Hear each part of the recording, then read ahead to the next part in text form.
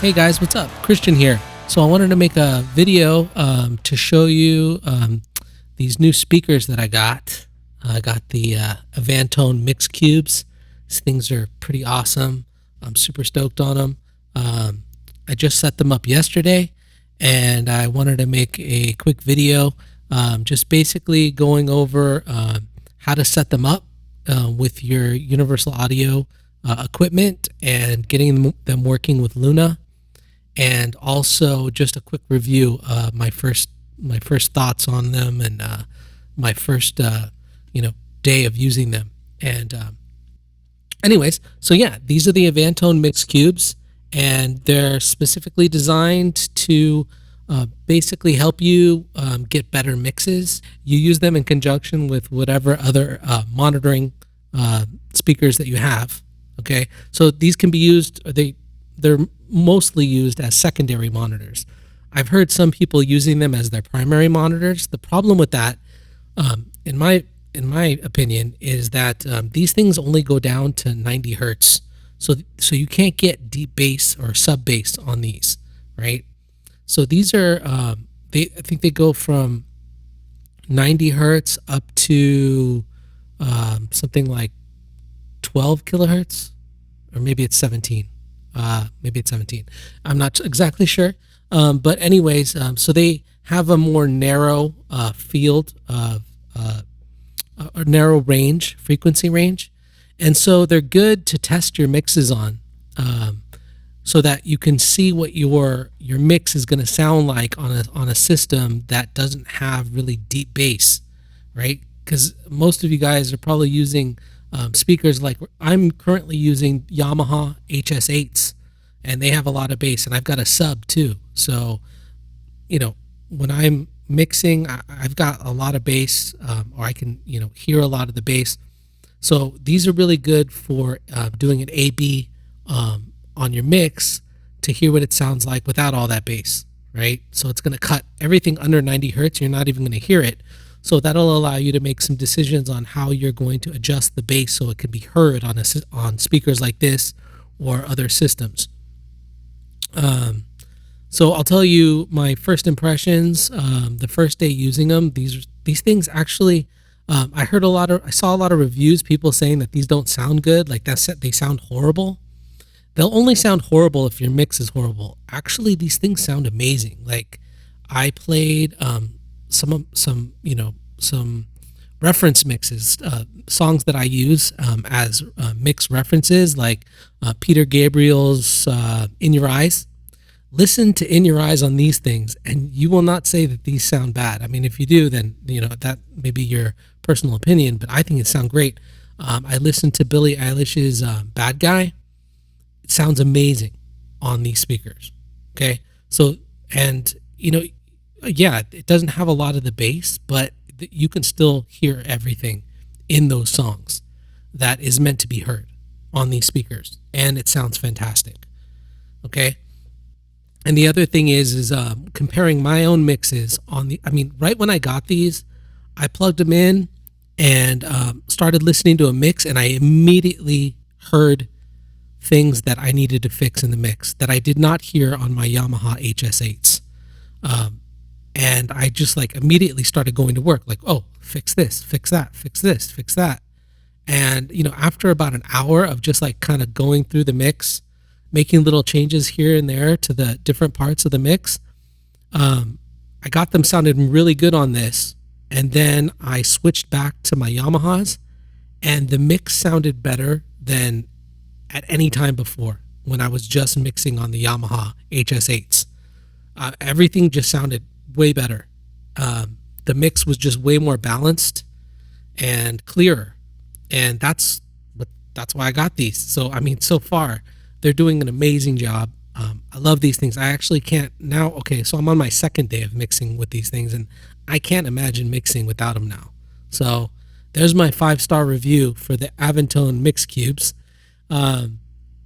Anyways, so I'm gonna put this down. I also quickly just wanted to go through, if you're going to get the Mix Cubes, I highly personally recommend the active Mix Cubes, which is what I got, right? Actually, when I first ordered them, I accidentally ordered the passive ones, and it's kind of funny because they're quite a bit cheaper, and that's why I went ahead and bought them, and then I realized after the fact that I had bought the passive ones, and then I was like, oh man. So then I was looking at options on how I'm going to power these things, like buying an external power amp and stuff, because I don't have anything that's gonna work for that. So, anyways, long story short, I realized quickly that I do not want to try to find some kind of an external power amplifier because I'm already constantly struggling with external noise in this studio, like my air conditioner, the wind, the birds outside, my most of all my CPU fan in my laptop. Man, that thing gets whirring and it just messes up the sound for this kind of stuff. And I don't need another power amp with fans in it, whirring up and screwing with my whole system here. Anyways, I canceled that order and I ordered the active speakers because I didn't want to deal with having some kind of separate power supply. And I highly recommend you do that so you don't have to worry about like, oh, am I getting a clean power? Am I powering these correctly? You don't want to mess with that. I don't, anyways. So I would rather use the built-in power supply that the company, put inside these speakers. So they put in the correct power and everything. It's clean power. It's the best for those speakers. So I highly recommend getting the active ones if you can afford them. So the other thing is you're going to need some cabling. You're going to need male XLR balanced cables, XLR to 1/4 inch, to plug these into your Apollo interface. Okay, and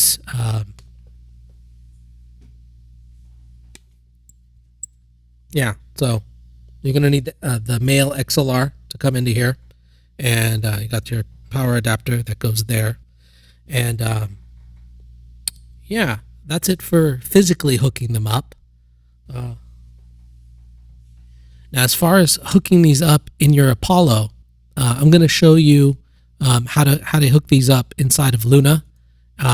These are the same instructions if you're going to be doing it just in the Apollo console, because basically this is just Apollo console. You're going to come here into the settings, and you're going to go right here where it says Alt Count. Okay, so you see I have that set to 1. By default, it's set to 0 if you haven't changed this. And so basically, this just tells the Apollo console or Luna. It tells you that you have one set of alternate speakers. If you have 2 Apollo devices, you can click 2 here, and then you can have a third pair of alternate speakers. So I think for each new Apollo device you have, you can set up another alternate speaker. I currently have 2, so I can set up a total of 2 extra alternative monitors here. So once you set that up as one, so once you set that up, I currently have these connected to my Apollo X6 device, and when I first set them up, I watched a YouTube video and they were saying to hook it up to outputs 3 and 4. I tried that first and it didn't work because that's actually the instructions I was looking at were specific for the Apollo Twin.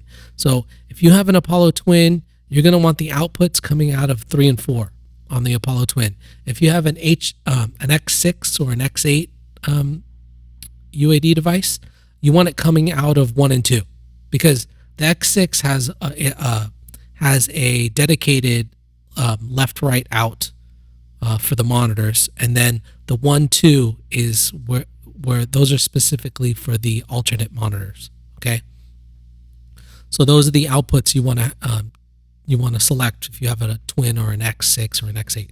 Okay, and that's it. Once you hook those up physically with the cables and you set your alt count to 1 or 2, and you have them all plugged in, it all works together. And the cool thing is that I have this set up I have them plugged into my X6, but I can control the Alt speakers with my Apollo Twin just by clicking the Alt button on it.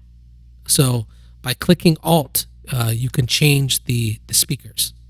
So you can quickly A/B your mix like that. So I can be listening to my mix and just hit Alt, and it'll switch to the Avantones, and then I click it again, and it'll go back to my Yamaha HS8s, and it's pretty cool.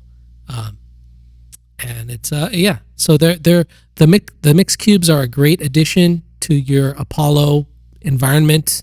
I highly recommend them. And that's it for this video. So thanks, like and subscribe below, and I'll see you guys next time.